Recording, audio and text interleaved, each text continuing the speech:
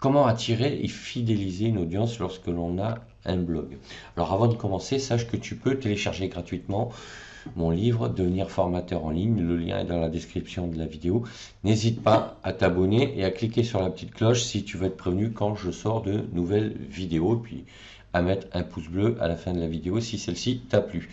Alors, comment attirer et fidéliser une audience? Alors, ce qu'il faut savoir, c'est que dans les critères pour être visible sur Internet, il faut bien évidemment créer du contenu, optimiser son contenu, c'est-à-dire ses articles avec les différentes techniques de SEO, mais il y a un critère qui va faire que tu vas être mieux positionné dans les résultats de recherche, c'est le temps passé sur tes pages d'articles et sur ton blog.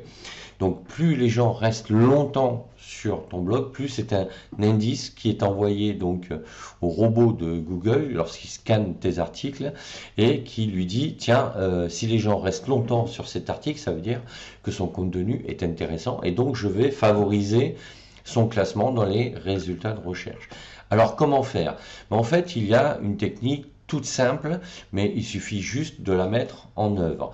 Il suffit de rédiger du contenu qui est informatif, en général c'est ce que l'on fait à travers des articles, mais qui va combiner également de la vidéo, c'est-à-dire que tu vas faire une vidéo sur ta chaîne YouTube sur le même sujet que ton article, et tu vas l'intégrer dans l'article, pour deux raisons.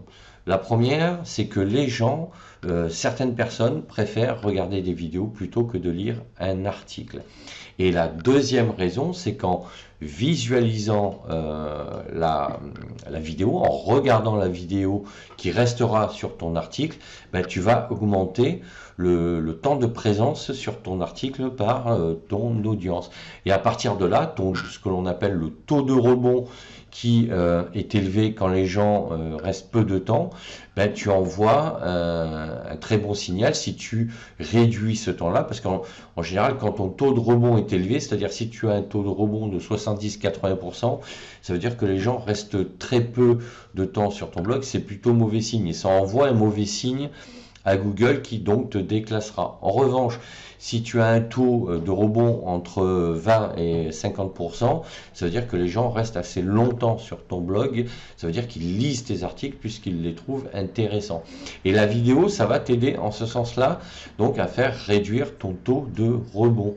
Et donc ça va optimiser donc ton référencement et ton positionnement dans les résultats de recherche lorsque les internautes tapent des requêtes d'intention, c'est-à-dire posent des questions sur Google et que les résultats s'affichent, et ben toi tu seras mieux placé si les gens restent longtemps sur ton blog.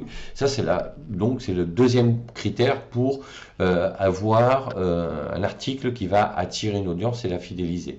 Le troisième critère, c'est si tu fais une partie donc de l'article de manière informative. Et ensuite, si tu fais ta deuxième partie d'article sous forme de tuto, c'est-à-dire que tu vas dire à ton lecteur, voilà, moi je te donne de l'information, je te donne de la vidéo, et en même temps, je te décris sous forme de tutoriel, pas à pas, comment traiter de ce sujet. Et à partir de là, là aussi, le tuto, comme c'est assez easy à la lecture, ben, c'est de l'image, mais de l'image qui va impliquer de la concentration pour le lecteur, parce que des captures d'écran qui expliquent comment fonctionne un logiciel par exemple, ben, il faut quand même se concentrer pour le lire.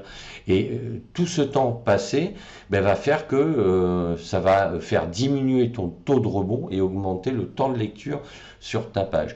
Donc voilà, combiner ces trois techniques de l'informatif, de la vidéo et du tutoriel. Donc voilà ce que je voulais dire sur ce sujet, comment utiliser cette technique simple et efficace. Donc n'hésite pas à me laisser un commentaire et me dire ce que tu en penses. Et puis n'hésite pas à t'abonner à la chaîne. Je te dis à bientôt pour d'autres sujets.